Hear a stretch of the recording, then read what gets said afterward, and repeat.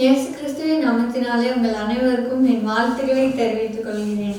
இந்த 10 நாள் ஜெப நேரத்துல கடைசி நாளான 10வது நாள் உங்களை சந்திக்கிறதுல ரொம்ப சந்தோஷம். இன்னைக்கு தான் ஆரம்பிச்ச மாதிரி இருந்துச்சு, அதுக்குள்ள 10 நாள் முடிஞ்சிச்சு. கண்டிப்பா ஒவ்வொரு நாளும் நீங்க கேட்குற செய்திகள் விசுவாசத்துல ஆண்டவர்கிட்ட ஒரு அடி உங்களை முன்னேற செஞ்சிருக்கும்னு நான் நினைக்கிறேன். எனக்கு உண்மையிலேயே அந்த பாடங்கள் ஆசீர்வாதமா இருந்துச்சு. இன்னைக்கு நம்ம பார்க்க இருக்கிற தலைப்பு அன்பினால் இணைந்து வாழ்தல். தியானத்துக்குள்ள போறதுக்கு முன்னாடி ஜெபம் செய்வோம்.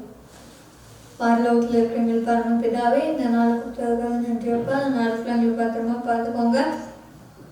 நாங்கள் இன்னைக்கான தியானத்துக்குள்ள போக போறோம்.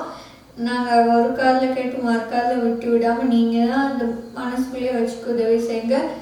இதை பார்க்குற கேட்குற எல்லாத்தையும் ஆசீர்வதிங்க. இயேசுவின் மூலம் ஜெபிக்கிறோம் என் ஜீவனில் நல்ல பிதாவே, ஆமென். இன்னைக்கு தியானத்துக்கான மனப்பாட வசனம் எபிரேயர் 10வது அதிகாரம் 24-25 வசனங்கள். மேலும் அன்புக்கும் நற்கிரியைகளுக்கும் நாம் ஏவப்படும்படி ஒருவரை ஒருவர் கவனித்து சபை கூடி வருதலை சிலர் விட்டு விடுகிறதை போல நாமும் விட்டுவிடாமல் ஒருவருக்கொருவர் புத்தி சொல்ல கடவோம். நாளானது சமீபித்து வருகிறதை எவ்வளவாய் பார்க்கிறீர்களோ அவ்வளவாய் புத்தி சொல்ல வேண்டும். ஒவ்வொரு வாரமும் பிளஸியும் ரிமோனாவும் அவங்களோட ஆலயத்துக்கு போறதுக்கு ஆசைப்பட்டாங்க.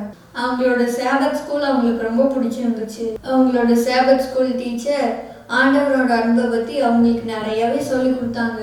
ஆண்டவரை பத்தி அவங்க சொல்லும் போதெல்லாம் அவங்களுக்குள்ளார ஆண்டவரோட அன்பு பொங்கி வழிகிறது அவங்களுக்கே தெரிஞ்சது. ஒவ்வொரு வாரமும் அந்த பிள்ளைங்களையும் அந்தந்த நிகழ்ச்சிகள்ல அவங்கள கலந்துக்க வைப்பாங்க. ஒரு நாள் ரிமோனா ஒரு அழகான சிப்பி ஒன்ன கண்டுபிடிச்சிருந்தான். அத அவ பார்த்து எவ்வளோ ஆச்சரியப்பட்டாங்கிறத எல்லாருக்கும் எடுத்து சொன்னான். அன்னைக்கு ஆலயத்துல வேத வாசிப்ப அவங்க ரொம்ப ஸ்பெஷலா நடத்தியிருந்தாங்க. பிளஸ்ஸி அந்த வசனங்கள்லாம் அவன் படமா வரைஞ்சு கொண்டு வந்திருந்தா.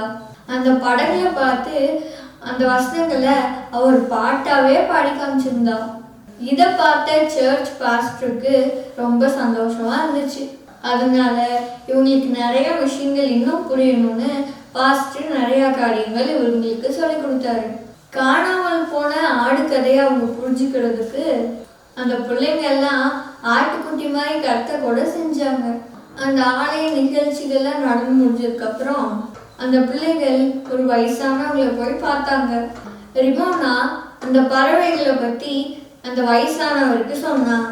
பிளஸ்ஸி இன்னொருத்தவங்களை பார்த்து ஒரு வசன அட்டை மாதிரி அவங்களுக்கு எழுதி கொண்டு போய் கொடுத்தா.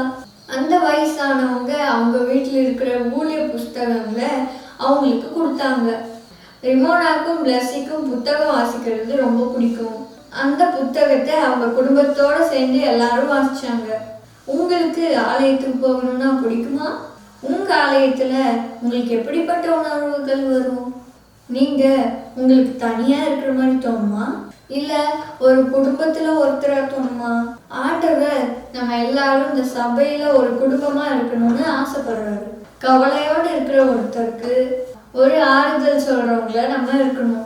சந்தோஷமா இருக்கிறவங்களுக்கு அவங்க இன்னும் சந்தோஷமா இருக்கிறதுக்கு நம்ம ஊக்கப்படுத்தணும். உதவிகள் தேவைப்படுறவங்களுக்கு நம்ம எப்போவும் உதவி செய்யறதுக்கு முன் வரணும். ஆண்டவர் அன்பானவர் அப்படிங்கிறத நம்ம அன்பு மூலமா மற்றவங்களுக்கு நம்ம புரிய வைக்கணும்.